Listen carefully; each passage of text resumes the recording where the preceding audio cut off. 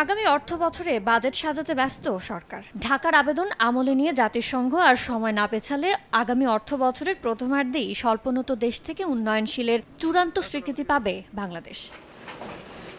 এমন প্রেক্ষাপটে আসছে বাজেটে কতটা গুরুত্ব পাচ্ছে এলডিসি উত্তরণের প্রস্তুতি, সে আলোচনা সমালোচনা বর্তমানে শিল্প, কৃষি, সেবা সব খাতে। আমরাও বিশ্বাস রাখি প্রাইভেট সেক্টর থেকে ইউএনসিডিপি এটা আমাদেরকে অ্যাপ্রুভ করবে।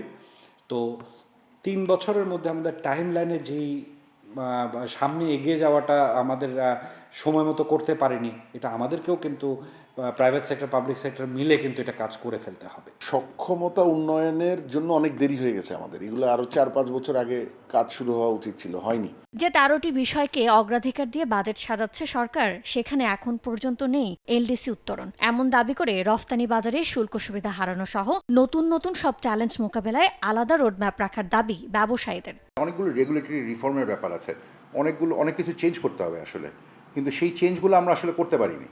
সো যেটা করতে হবে, যদি এলডিসি গ্র্যাজুয়েশন নভেম্বর মাসে হোক বা না হোক, আমি মনে করি যে এই যে রেগুলেটরি রিফর্মগুলো এটা ইমিডিয়েটলি লঞ্চ করা উচিত। বাস্তবতা আমলে নিয়েই এলডিসি বাস্তবায়ন কৌশলে বিশেষ গুরুত্ব দেওয়ার তাগিদ দিচ্ছেন অর্থনীতিবিদরা।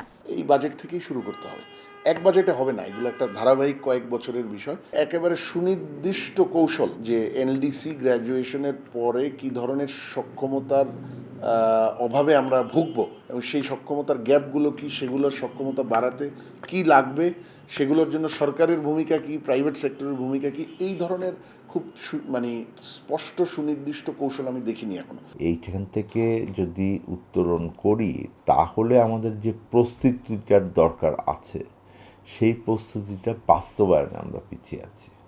সুতরাং আমার সেই কৌশলটা বাস্তবায়ন করার ক্ষেত্রে মনোযোগী হওয়াটা একটা খুবই গুরুত্বপূর্ণ জায়গা।